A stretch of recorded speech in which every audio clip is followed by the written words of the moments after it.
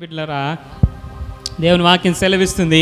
కొరింథీయులకు రాసినటువంటి 2వ పత్రిక 8వ అధ్యాయము 2వ వచనం చూసినట్లయితే, ఏలయనగా వారు బహుశ్రమల వలన పరీక్షింపబడగా అత్యధికముగా సంతోషించిరి, మరియు వారు నిరుపేదలైనను వారి దాతృత్వము బహుగా విస్తరించిరట. వారు ఎక్కడ అత్యధికంగా సంతోషించారట? వారు బహుశ్రమల వలన. ఎలాంటి శ్రమలట? చెప్పాలి ఎలాంటి శ్రమలట? బహు అంటే ఒకట, రెండా? ఒక నెల ఉండి మళ్ళీ పోయినాయా? ఒక సంవత్సరం ఉండి పోయేటియా? ఒక 6 నెలలు ఉండి పోయేటియా? బహుశ్రమలు అంటే చెప్పాలి మీరు, అంటే సత్యదాకా అన్నట్టే కదా, అవునా? మరి ఈరోజు నీకు కలుగుతున్నటువంటి ఈ చులకని శ్రమ అని వాక్యం చెప్తుంది. మనం అంటాం కదా, నేను భరించలేను, ఈ శ్రమ కంటే, ఈ కష్టం కంటే, ఈ వ్యాధి కంటే, ఈ రోగం కంటే, ఈ నష్టం కంటే, ఈ అవమానం కంటే ఇక చచ్చిపోవుడే మేలు. నన్ను తీసుకో ప్రభువా. ఇంకెందుకు తీసుకుంటలేవు? ఇంకా దేవుని మీద నిందలు. నువ్వు ఇట్లనే ఉంటావా? ఇదేనా నువ్వు చూస్తానవా? కొంతమంది మాటలు. దేవుడు ఉన్నాడా? దేవుడు చూస్తాడా నన్ను? దేవుడు చూస్తే ఈ శ్రమ నాకు ఎందుకు రావాలి? ఈ అవమానం ఎందుకు రావాలి?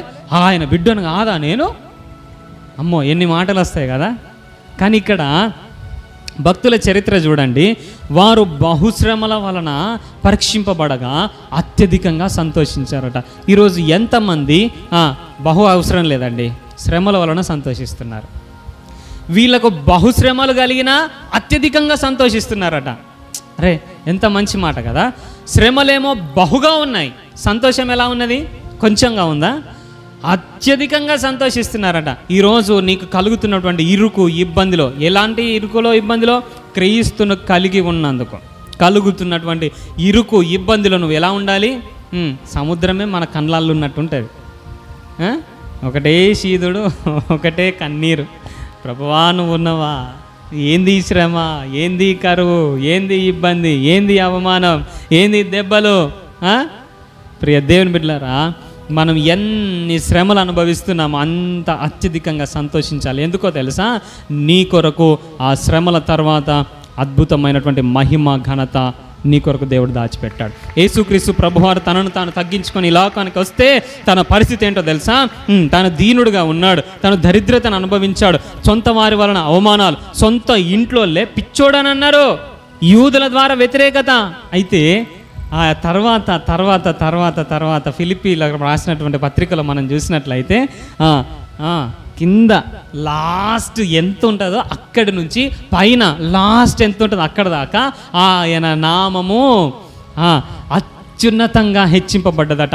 ఈరోజు అదే శ్రమలు అనుభవిస్తున్నటువంటి నీ జీవితంలో కూడా ఈరోజు శ్రమలు అనుభవిస్తున్నావు, ఈరోజు కష్టం అనుభవిస్తున్నావు, ఈరోజు నష్టం అనుభవిస్తున్నావు. అది ఆర్థికమా, అది ఆరోగ్యమా, అది నీ సొంత వారి వలన అవమానమా, అది ఏదైనప్పటికీ సరే, నీవు గనక ఈ శ్రమలలో ఆనందిస్తే, దేవుని చిత్తానికి ఒప్పుకుంటే, క్రీస్తుకు కలిగిన అదే మహిమలో పాలు నీకు దయచేయడానికి దేవుడు సిద్ధంగా ఉన్నాడు.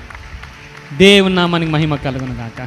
ఆయనకిచ్చిన మహిమలోనే, ఆయనకిచ్చిన ఆ ఘనతే దేవుడు నీకు ఇవ్వడానికే నీకు అనుమతిస్తున్నాడు.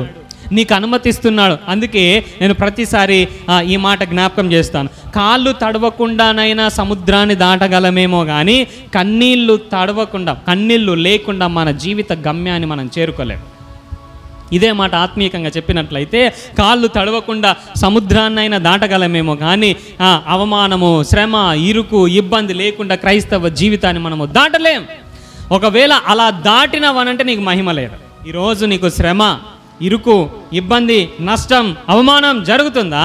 నువ్వు అనుకోవాలి, నా కిరీటంలో రత్నాలు పొదుగుతున్నాయి, నా కిరీటంలో వజ్రాలు పొదుగుతున్నాయి, నా కిరీటం ఇంకా పెద్దగా అయిపోతుంది, అక్కడ నాకు ఇచ్చే ఆ మహిమ ఇంకా ఇంకా ఇంకా ఇంకా పెరుగుతుంది అనేటటువంటి విషయాన్ని నీవు మరిచిపోవద్దు ప్రియ దేవులారా. అందుకే ఈ విషయాన్ని గమనించినటువంటి భక్తులందరూ కూడా ఆ బహుశ్రమలలో కూడా అత్యధికముగా ఆనందించినటువంటి వారుగా ఉన్నారు ప్రియ దేవులారా. పేతురు గారు అక్కడ సువార్త ప్రకటిస్తున్నప్పుడు ఆయనను కొట్టి హింసించి బయటికి పంపించేసి, ఇంకోసారి ఈ నామం కొరకు మాట్లాడితే మీ ప్రాణాలు తీస్తామని అంటే, పేతురు భక్తుడు అక్కడ మాట్లాడిన మంచి మాట చూడండి.